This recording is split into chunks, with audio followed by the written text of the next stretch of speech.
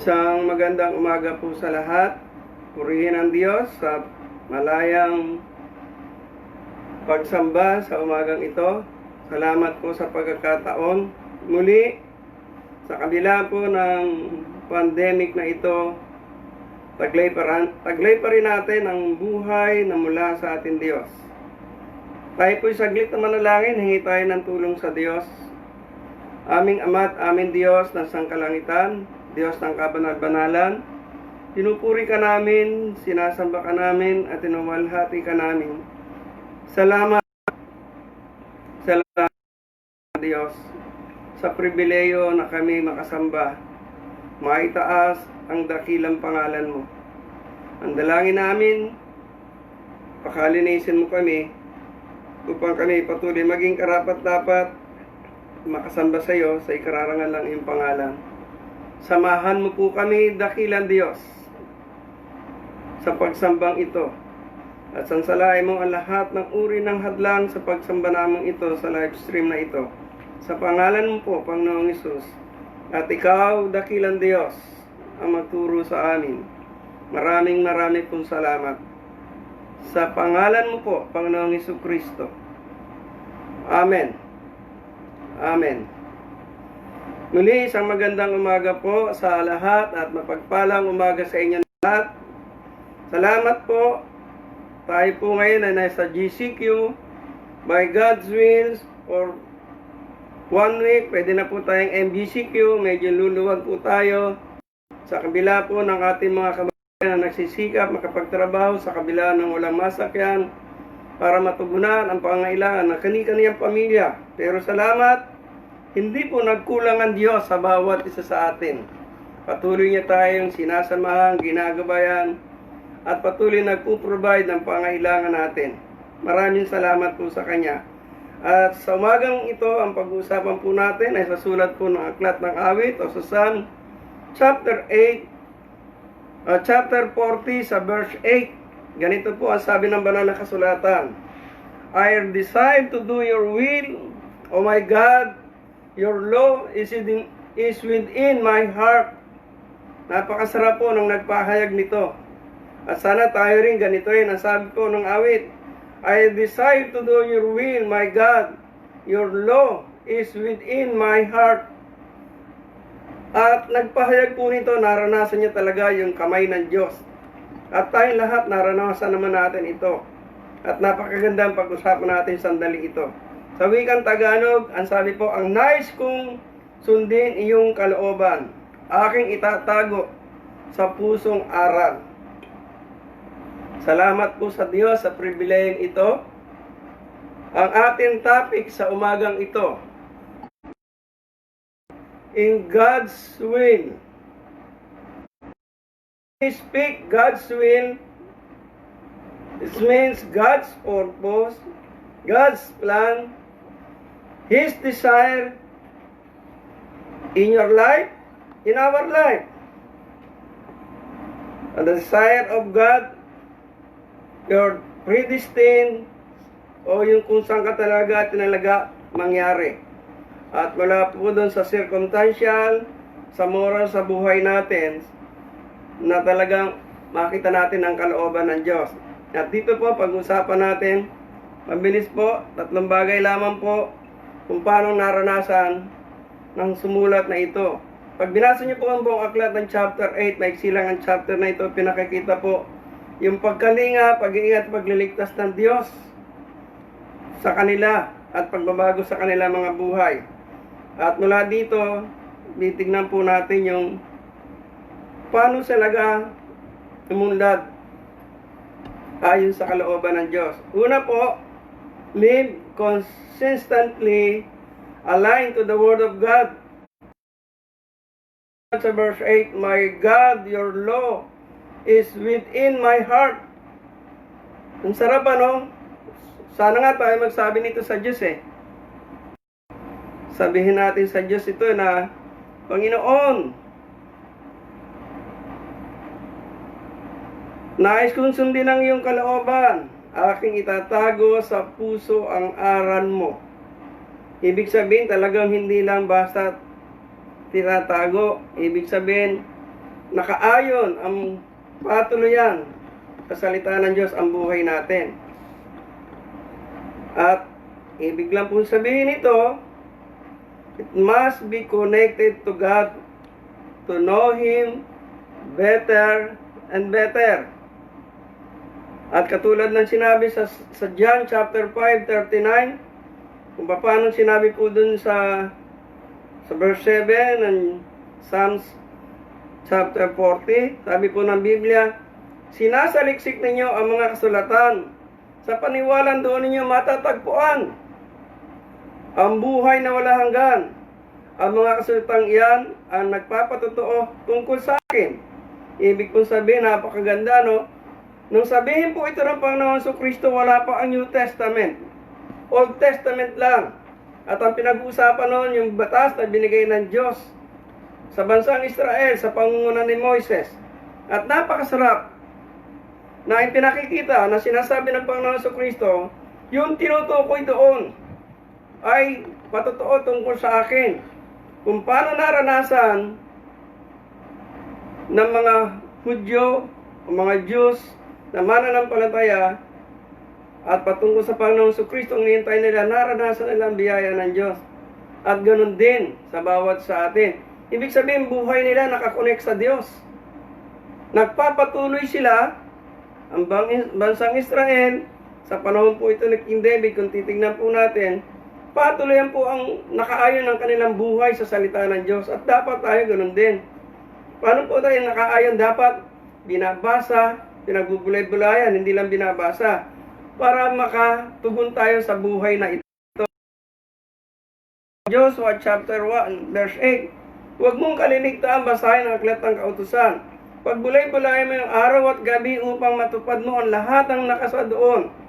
Gayon, magiging masagana, matagumpay ang iyong pamumuhay. Ibig sabihin pag sinabing araw-araw, consistent yan, araw-araw. Hindi lang binabasa, pinagbubulay-bulay. Pagka ginawa natin lahat ito, ano man ang kalagayan sa buhay, kahit mayroong pandemic, ano pang kaguluhan meron sa mundo. Alam mo natin sa buong mundo ay mayroong pangit man po sabihin, may lumalaganap na sakit at milyong tao na ang apektado nito sa buong mundo. Ayon sa balita, 5 million ang apektado ng coronavirus. Pero sa kabila nun, magiging pa ang ating pamumuhay kung tayo patuloy ang nakakonek sa Diyos ayon sa kanyang kalooban, sa kanyang mga salita. Ang sabi po ng Awit 103 verse 17, ngunit ang pag-ibig ni Yahweh ay tunay na wala hanggan, kasi naman sa kanya ay may takot at pagmamahal. Ang matuwid niyang gawa ay wala ring katapusan.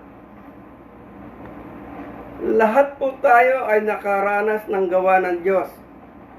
Sabi niya, walang katapusan, patuloy na gumagawa niya sa buhay ng tao. Doon sa mga taong nakakonek sa Kanya, nagmamahal, at ang sabi po ng Panginoon, ang matuwid niyang gawa ay wala ring katapusan. Ibig sabihin ito, patuloy ang gumagawa ang Diyos sa atin. Magpatuloy lang po tayo ayon sa kalooban ng Diyos. Hindi doon sa gusto natin lahat. At naniniwala po ako, ito yung talagang nais ng Diyos. Para umunlad yung ating buhay ayon sa kalooban ng Diyos. Buhay physically, buhay spiritual. Kasi nandito pa tayo Kaya nga araw-araw gumagawa siya sa atin para makapagpatuloy tayo. Kaya the best, magpatuloy po tayo ayon sa kalooban ng Diyos. Bagamat mahirap dahil marami pong talagang tukso ang mundo. Maraming banta ang mundo. Pero tandaan natin, ang Diyos gawa ng mabuting gawa. At wala rin katapusan ang kanyang paggawa para sa bawat sa atin. Yung po una magandang makita natin lahat sa buhay natin. Ang ikalawa, live wisely, a decision aligned with the Word of God. Mabuhay tayo o mamuhay na magpasya ayon sa salita ng Diyos. Ang maraming tao nagpapasya ayon sa naintindihan niya sa sarili niya, naunawaan niya, pero hindi nakaayon sa salita ng Diyos. Bilang nagsasabing tayo sa Diyos, dapat lahat ng ating pagpapasya itinutugma natin sa salita ng Diyos. Maaaring tama sa isipan natin, pero hindi tugma sa salita ng Diyos. Magbibigay po ako ng halimbawa. Alam na alam ng maraming tao, lalo na yung mga nagbabasa ng Biblia, Jeremiah 29:11. Alam na alam po ito ng marami. Sabi, my God plan, a plan to prosper, not to harm. Maganda. Ang tanong yung plan ba natin nakatugma sa plan ng Diyos? Pero kung hindi makatugma yan, mahirap maging prosper.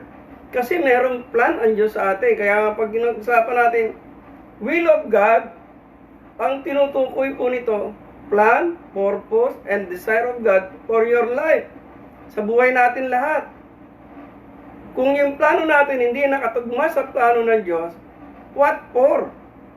Kaya sabi ng Biblia, mamuhay tayo, sabi ng Biblia, I desire to do your will, my God. Dun sa verse 8. Ang marami, ang desire, will na kanyang sarili. Hindi will ng Diyos. Dapat, ang desire natin, will ng God. At yan po ang problema ng marami. At ibig ko sabihin, ang pinag-usapan na ngayon natin dito is all about moral. Ang iba, kahit masira ang moral, magawa lang ang gusto niya. Kaya hindi nagpa-prosper o nagiging success ang isang tao. Kahit mananampalataya. Ang isang matalinong pagdedesisyon dapat naka-align sa salita ng Diyos. Pagka hindi naka-align o nakaayon sa salita ng Diyos, mahirap mag-success. Kamusta ang moral sa buhay nating ito? Kamusta kaya tayo magdesisyon? Ayon ba sa salita ng Diyos? O ayon lang sa laman ng ating isipan? Ang sabi po ng Aklat ng Awit, chapter 40 pa rin po tayo sa verse 12. Kay rami nito mga suliranin, na sa karamihan di kayang bilangin. Alipin na ako ng pagkakasala na nasa dami. Ako hindi na makakita, higit pa sa dami ng buhok lang sa ulo. Kaya nasira na pati ang loob ko. Bakit nasabi ito? Kasi ang maraming tao, yung sumulat po nito, nakita niya yung karamihan ng kanyang suliranin. Pero nagsisikap siya sa sarili niya pa rin kakayanan. Sabi, kasi dami na ng buhok sa ulo. Kaya nasisiraan ang loob. Kasi nga, kailangan, ayon sa salita ng Diyos, ang pagtugon natin lahat sa buhay nating ito. Kaya nga po ang sabi ng Biblia, sa unang Korinto chapter 10, sa verse 23, meron naman magsasabi, malaya, ngunit hindi lahat ng ito ay nakakabuti. Malaya akong gumawa ng anuman, ngunit hindi rin lahat ng ito ay makakatulong. Tandaan po natin, hindi lahat ng desisyon natin. Akala natin tama, sa bandang huli, mali. Kaya dapat, maingat tayong nagagawa ng desisyon, nakakunek sa salita ng Diyos. At yan ang dapat nating tandaan. Oo, sabihin natin, sa lawak ng experience natin, nakala natin tama na. Sabihin natin, may edad na ako, tama na, sa karanasan ko, okay to. Pero tanong natin, nakakunek ba yan sa salita ng Diyos? Baka hindi. Kaya nga sabi ng 112 Psalms, sa verse 6, sa Psalms 112 verse 6, hindi mabibigyo ang taong matuwid, di malilimutan kahit isang saglit. Sa verse 7 po, pansinin niyo yung sinabi niya po dito, 6 at 7 po ito Hindi mabibigyo ang taong matuwid, hindi malilimutan kahit isang saglit. Masamang balitay, hindi maghigitla, matatag ang puso, kay Yahweh tiwala. Ibig lang sabihin dito, sa dalawang talatang ito, isang taong matuwid sa paningin ng Diyos, hindi sa paningin ng tao paningin ng Diyos, hindi makakalimutan ng Diyos yan. Kahit masamang balita, hindi ka mamamangha sa masamang balita, kaya katulad ng pandemic na ito. Magiging matatag pa rin ang puso natin dahil sa Diyos tayo nagtitiwala. Kahit anong banta ng mundong ito, kapag nagtiwala tayo sa Diyos, nandun talaga ang tagumpay. Ang sabi ng awit 118 verse 24, ang buo mong kautusan sa akin ay umaaliw. Siyang gurong nagpapayo sa lahat kong suliranin. Imagine niyo ang guidelines sa buhay ng isang tao ay ang kanyang salita. Kaya bilang mananampalataya, your decision must be aligned to God's Word. Kailangan po sa desisyon ay nakaayon sa salita ng Diyos para maranasan natin yung totoong tagumpay sa buhay. Maraming nagtapos, maraming magandang trabaho, pero alam natin sa pandemic na ito, sabi nga ng gobyerno, 30% ng employed na wala ng trabaho. Maraming mayaman nalungkot, maraming negosyante, nasira ang negosyo, talagang ganon. Pero kung naka-align ang buhay natin sa salita ng Diyos, hindi darating sa buhay natin yung nagigitla o natatakot sapagkat meron tayong tiwala sa harapan ng Diyos. Kaya bilang isang mananampalataya, bilang isang Kristiyano, isang nananampalataya sa Diyos, ito po ang isang mahalagang makita sa atin. Ang bawat desisyon natin sa pamumuhay natin ito dapat nakaayon sa salita ng Diyos. Ikatlong bagay po,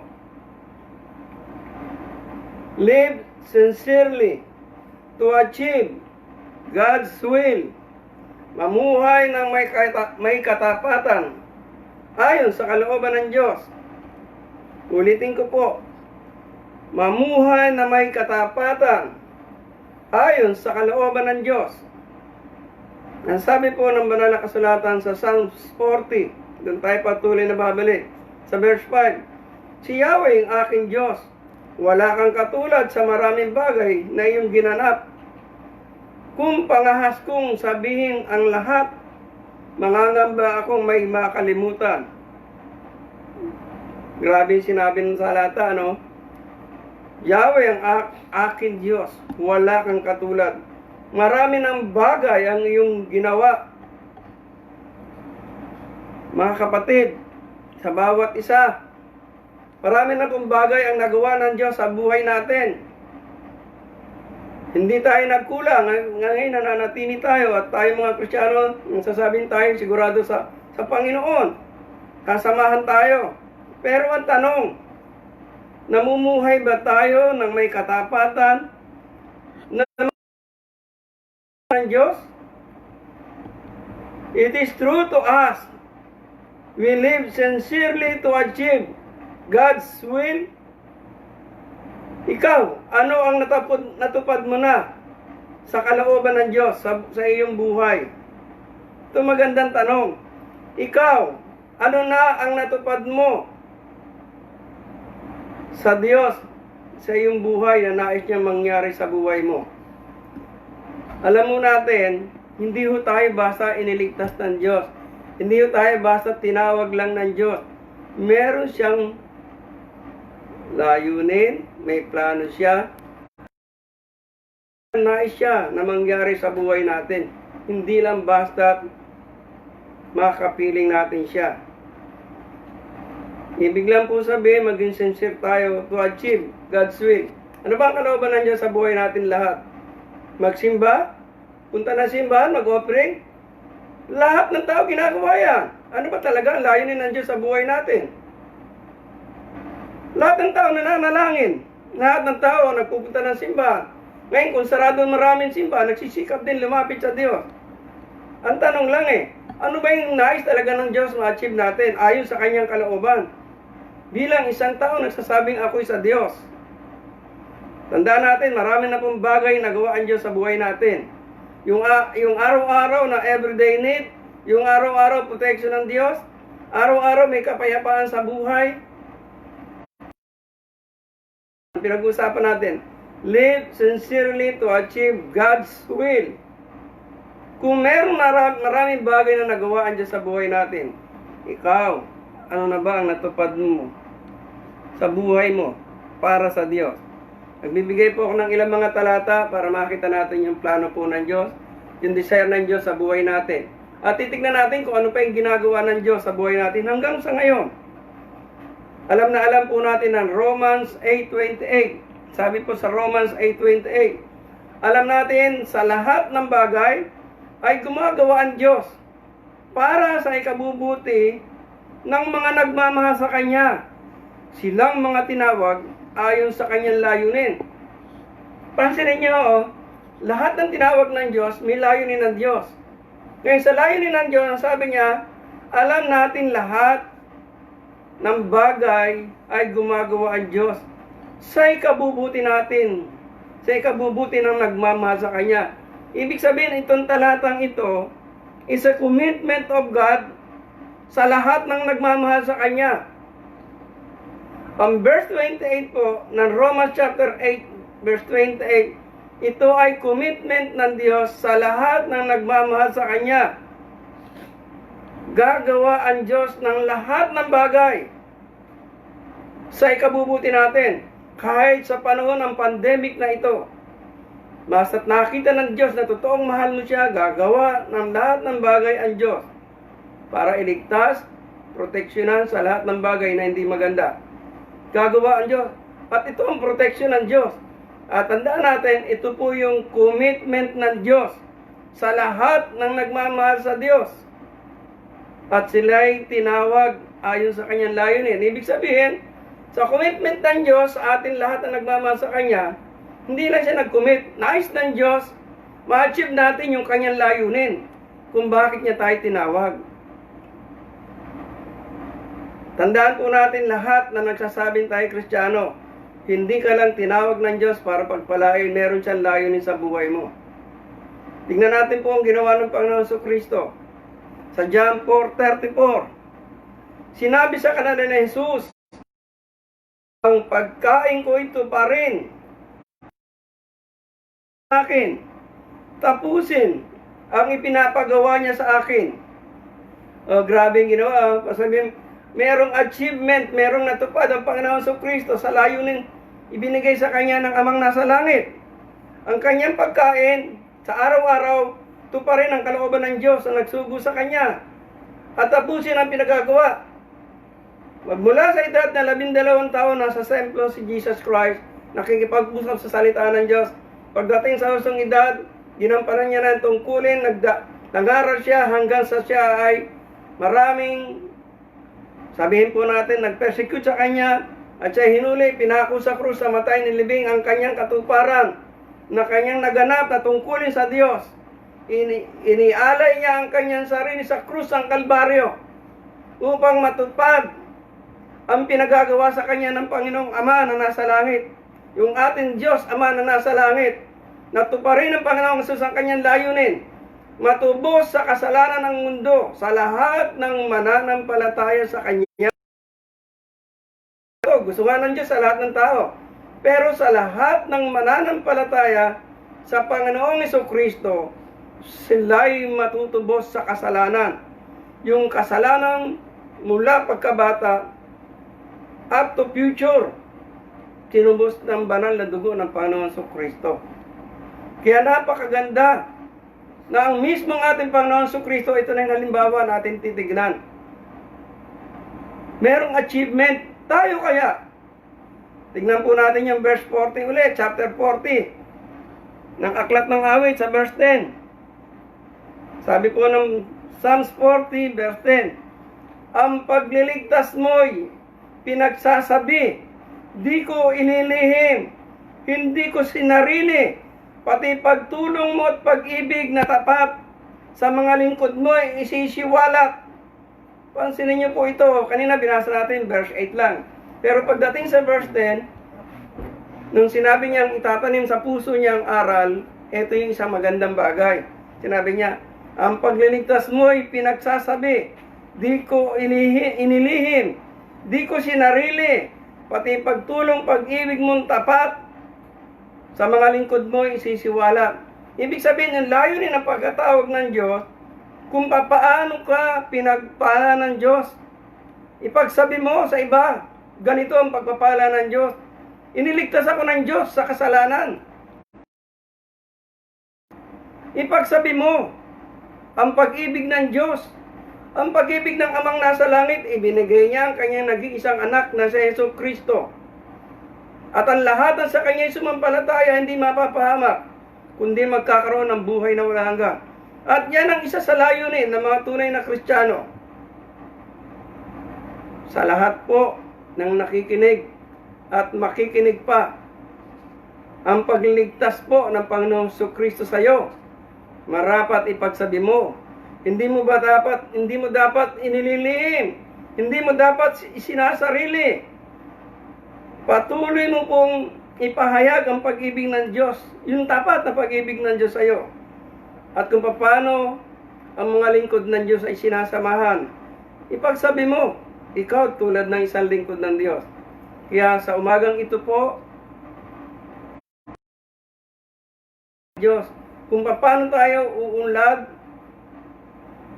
lalago ayon sa kalooban ng Diyos. Naniniwala po ako, ang pagunlad sa kalooban ng Diyos ay nasa ilalim ng kanyang pangangasiwa at marapat mag-ingat tayo sa bawat desisyon ayon sa kanyang salita at maging tapat tayo matupad ang layunin ng Diyos sa ating buhay. Gusto mo bang matupad ang layunin ng Diyos sa buhay mo? Ito yung pagkakataon. Bakit mo isuko ang buhay mo sa Kanya? Simple lang. Manalangin ka personally. Pwedeng maupo ka sa upuan, ikaw mag-isa, at sabihin mo sa Diyos, Lord, nais ko pong ialay sa iyo ang aking sarili. Tulungan mo po ako matupad ko ang layunin mo sa pagkatawag mo sa akin. Tulungan mo po ako. Magsimula kang basahin ng banal na kasulatan, humingi ka ng tulong sa Diyos. At naniniwala ako tapat ang Diyos na umibig sa atin. Mararanasan mo ang totoong tagumpay. Ma-achieve mo yung pinagagawa sa iyo ng ating Diyos. Manalangin po tayo. Ama, salamat sa katwiran at katotohanan sa buhay na pinagkatiwala mo sa amin. Ikaw ang tumawag sa amin, kami iniligtas, sinamahan, patuloy na ginagabay at pinagpapala. Salamat sa layunin mo, kung paano mo kami iningatan, iniligtas, pinagpala. Isa sa layunin mo po na tinawag mo sa amin, kung paano mo niligtas ang ibang tao, kung paano mo kami tinawag upang ang layunin mong ito ay makarating sa iba ang iyong pagliligtas. Ang dalangin po namin, gamitin mo kaming lahat sa pangalan mo po, Panginoong Jesucristo, sa karangalan ng iyong pangalan. Maraming pong salamat. Pinagpala mo po ang bawat isa. At Ama, ang patuloy, pagpalain mo po ang bansang Pilipinas, dakilang Diyos.